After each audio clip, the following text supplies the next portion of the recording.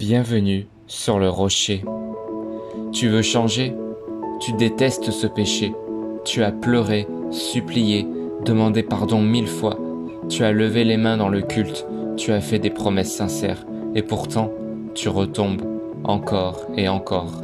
Et maintenant, la honte t'envahit. Tu te poses des questions en silence. Est-ce que Dieu m'a abandonné? Est-ce qu'il m'aime encore? Pourquoi je n'arrive pas à m'en sortir? Est-ce que je suis vraiment un chrétien? Stop, respire. Dieu n'est pas fatigué de toi. Il ne t'a pas rejeté. Il te tend la main, même là, maintenant. Reste jusqu'au bout. Il y a une sortie et Dieu est prêt à te relever encore une fois. Dieu ne t'abandonne pas dans ta lutte. Il n'y a donc maintenant aucune condamnation pour ceux qui sont en Jésus-Christ. Romains chapitre 8 au verset 1. Tu te sens sale, indigne? C'est le mensonge de l'ennemi. Le diable t'appelle par ta faute, mais Dieu t'appelle par ton nom. Dieu ne regarde pas ta performance spirituelle. Il regarde ton cœur qui cherche encore à revenir à lui. Si tu luttes, c'est que tu n'as pas encore renoncé. Et ça, Dieu le voit. Ne laisse pas la culpabilité t'éloigner de Dieu. C'est dans ta faiblesse que tu dois courir vers lui, pas t'enfuir. Le combat spirituel est réel.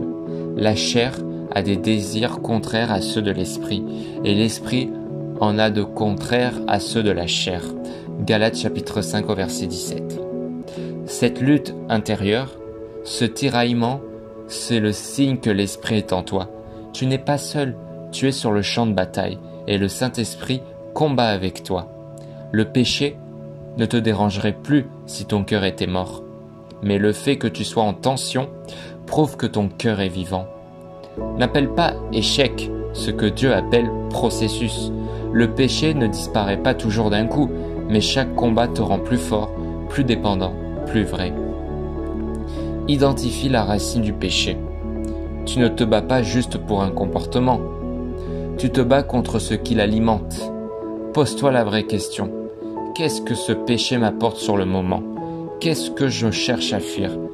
Qu'est-ce que je cherche à combler? Parfois, c'est une blessure non guérie, un rejet, un manque d'amour, un besoin de contrôle, et tu essaies de soulager ton cœur avec ce qui ne peut pas te guérir. Mon peuple a abandonné la source d'eau vive pour se creuser des citernes crevassées qui ne retiennent pas l'eau. Jérémie chapitre 2 verset 13. Ton péché est une citerne crevassée, mais Jésus est la source d'eau vive. Rends ton combat spirituel concret. La prière seule ne suffit pas, il faut agir avec sagesse. Mets des barrières, éloigne-toi des endroits, des personnes, des habitudes qui te ramènent toujours au même piège. Change ton environnement, remplis ton cœur, ton esprit, ta maison avec la louange, la parole, la vérité. Ne laisse pas de place au compromis. Sois redevable, parle à un frère ou une sœur de confiance. L'ennemi agit dans le secret, mais Dieu agit dans la lumière. Confessez vos péchés les uns aux autres et priez les uns pour les autres afin que vous soyez guéris. Jacques chapitre 5 au verset 16. Remplace l'habitude. Chaque fois que la tension revient, choisis une autre direction.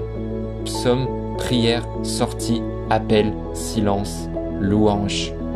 Je serre ta parole dans mon cœur afin de ne pas pécher contre toi. Psaume 119 au verset 11. Sois patient avec toi-même. Dieu travaille en profondeur, pas en surface. Il ne fait pas juste le ménage, il refait toute la maison.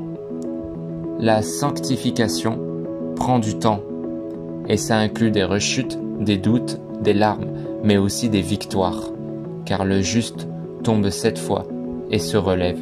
Proverbe chapitre 24 verset 16.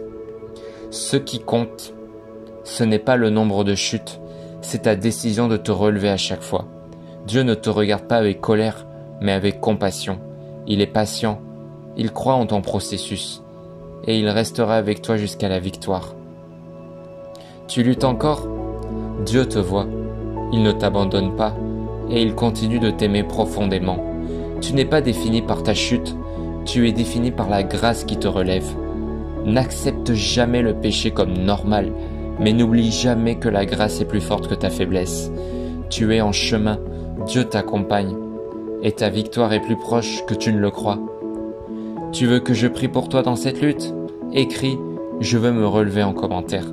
Abonne-toi pour recevoir chaque jour des encouragements bibliques forts et vrais. Et souviens-toi, ce n'est pas la tentation qui te rend impur, c'est l'abandon du combat.